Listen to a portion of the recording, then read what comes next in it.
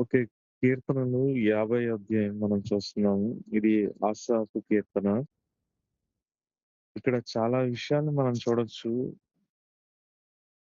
ఇక్కడ మనం మొదటిగా చూస్తే, ఇద్దరితో దేవుడు మాట్లాడడం మనం చూస్తున్నాం ఇక్కడ. అంటే 2 గుంపులులా ఉన్నారిక్కడ ఈ ప్రజలు. ఒక గుంపు ఎలా ఉన్నదంటే అంటే మనం చూద్దాం. మొదటిగా దేవుడు కీర్తనలు 51 వచనంలో 50 అధ్యాయం 1 వచనం. దేవాది దేవుడైన యెహోవా ఆజ్ఞ ఇచ్చుచున్నాడు. దేవుడు ఒక ఆజ్ఞ ఇస్తున్నాడు. ఆ ఆజ్ఞ ఏంటనేది మనం చూద్దాం. తర్వాత ఆయన ఇంట్రొడ్యూస్ చేసుకుంటున్నాడు ఇక్కడ మనం చూస్తే దేవుడు ఆయన ఎలాంటి వాడనేది మనం చూడొచ్చు ఇక్కడ కొన్ని వచనాల్లో. ఆరో వచనం దాకా ఆయన ఏమై ఉన్నాడనేది ఇక్కడ వచనాల్లో మనం చూస్తున్నాం. సో, ఇక్కడ అన్నీ నేను చెప్పట్లేదు. కొన్ని విషయాలను చూద్దాం అన్నా.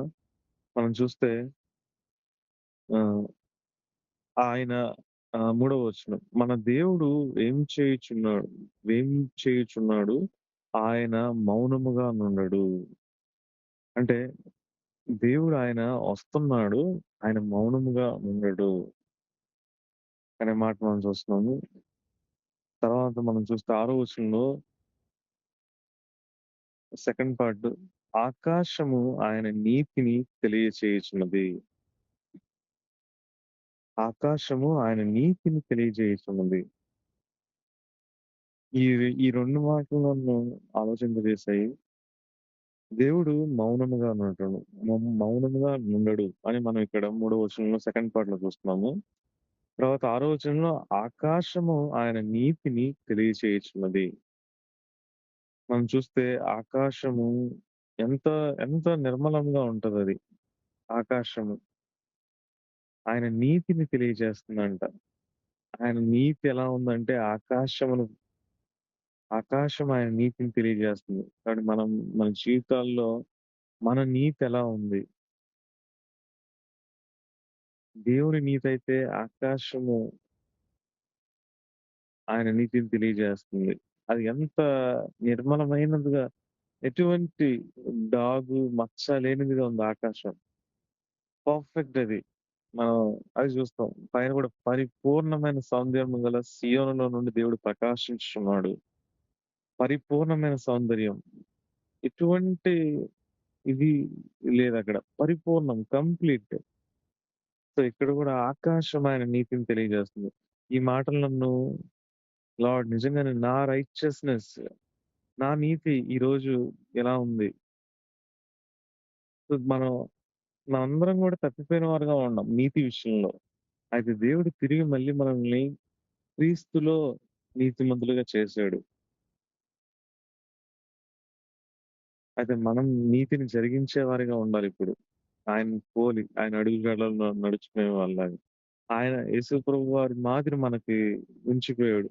ఆయన జీవితంలో గూడా ఆయన నీతిని ప్రేమించి దుర్నీతిని ద్వేషించాడు అనే మాట మనం హెబ్రీయులు రాసిన పత్రికలో కూడా చూస్తాం. సో, అక్కడ మన రైచియస్‌నెస్‌ని మనం అది మనల్ని మనం పరీక్షించుకోవాలనిపించింది. మన రైచియస్‌నెస్. తర్వాత ఇక్కడ మనం చూస్తాము కొన్ని విషయాలు నా జనులారా నేను మాట్లాడబోచున్నాను ఆలకించుడి. ఏడో వచనంలో. ఇక్కడ ఈ ప్రజలు ఎలా ఉన్నారంటే, ఇశ్రాయేలు ఆలకింపుము. నేను నీ దేవుడును. నీ దేవుడును.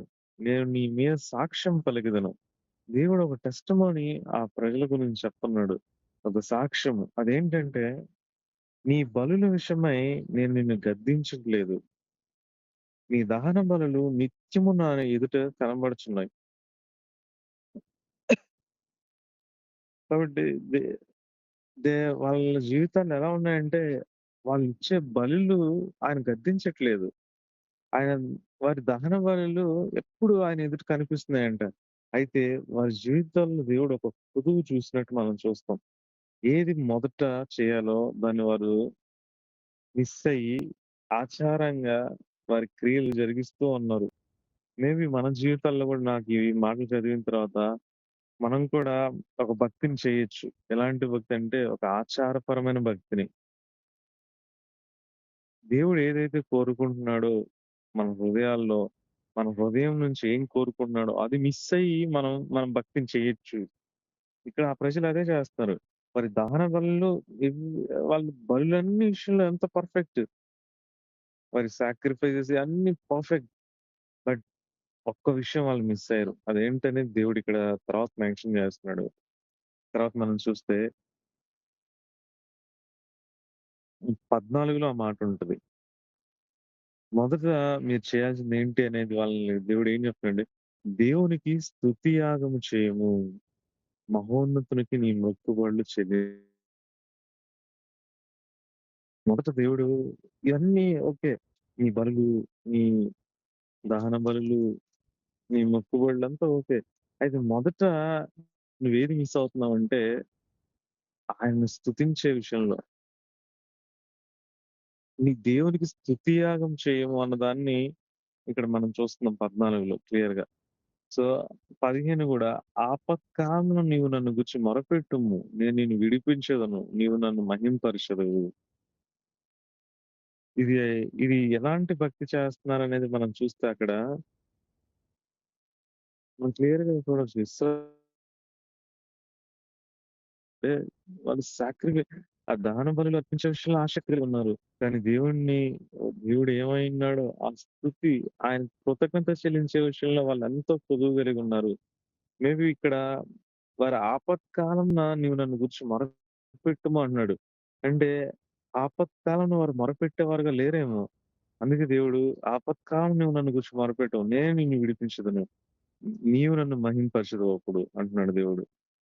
సో, ఈ మాటలు నన్ను ఈ లార్డ్ నిజంగానే మనం అంటే ఈరోజు మన సాక్రిఫైస్ మనం ఏవేవో చేయొచ్చు. మేబీ మనం ఒక గంట దేవునితో గడపొచ్చనేది, ఒక ప్రేయర్ చేయొచ్చనేది, ఇంకా బైబిల్ ఇవన్నీ ఒక సాక్రిఫైస్‌గా ఉండొచ్చేమో మన జీవితంలో. నేను త్యాగం చేశాను అని. అయితే దేవుడు అంటున్నాడు వీటన్నిటిగా ముందు మన హృదయం ఎలా ఉంది? మనం నిజంగా ఆయన చేసిన వాటిని బట్టి మనం ఆ యొక్క థాంక్స్ గివింగ్ అనేది మన హృదయంలో లేకపోతే దేవుడు మనల్ని చూసి గూడా రాము ఇవన్నీ బానే ఉన్నాయి. ఫస్ట్ నీ హృదయంలో ఆ స్తుతి, ఆ థాంక్స్ గివింగ్ నేను కోరుకుంటున్నాను. దేవుడు నాతో కూడా ఇలాగే మాట్లాడతాడు. ఒకవేళ నేను ఇది మిస్ అయితే నా జీవితంలో అనేది నాకు అర్థమైంది. సో, ఆపత్కాలంలో ఇవన్నీ అన్నీ చేసి కూడా నేను ఆపత్కాలంలో ఆయన మొరపెట్టని వాడిగా ఉన్నానేమో. కానీ దేవుడు అది నువ్వు మొరపెట్టు నాకంటున్నాడు ఆపత్కాలంలో.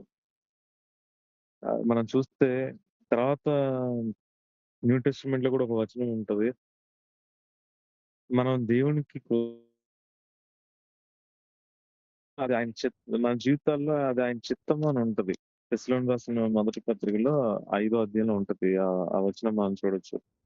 సో, మనం కృతజ్ఞత చెల్లించడం అనేది దేవుని చిత్తము అనేది ఉంటదక్కడ క్లియర్‌గా. దానికి దేవుడు ఇక్కడ వాళ్ళకి ఒక ఆజ్ఞగా చెప్తున్నాడు దాన్ని.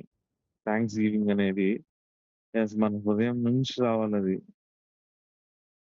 మనం ఇచ్చే దహన బలి కన్నా, సాక్రిఫైస్ కన్నా ముందు అదుండాలి అనేది దేవుడు చూసాడక్కడ. ఆ కొదువని వాళ్ళ జీవితంలో. తర్వాత మనం చూస్తే 16లో గూడా ఇంకొక గుంపు వీళ్ళేంటంటే భక్తిహీనులతో దేవుడు ఇట్లా సెలవిచ్చున్నాడు. ఇక్కడ క్లియర్‌గా అనేక విషయాలున్నాయి. ఈ 17, 18 వాళ్ళెలాంటి వారుగా ఉన్నారంటే, వారు గూడా నా కట్టడలను వివరించుటకు నీకేం పని? నా నిబంధన నీ నోట వివరించదవేమి?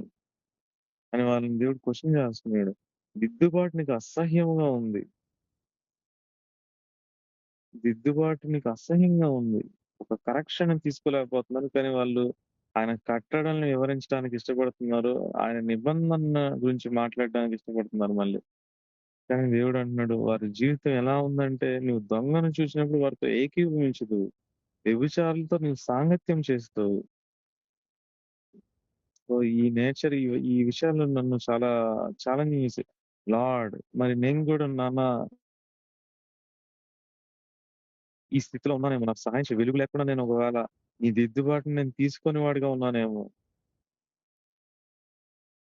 నా నాలుక కపటంగా ఉందేమో నాకు చూపించు అని జస్ట్ ఐయామ్ ప్రేయింగ్. సో, దేవుడు ఫైనల్‌గా ఇక్కడ కూడా 23లో మనం చూస్తే స్తుతియాగం అర్పించువాడు నన్ను మహింపరుచున్నాడు. నేను వానికి దేవుని రక్షణ కనపరిచినట్లు వాడి మార్గమును సిద్ధపరచుకొనును. ఆమేన్.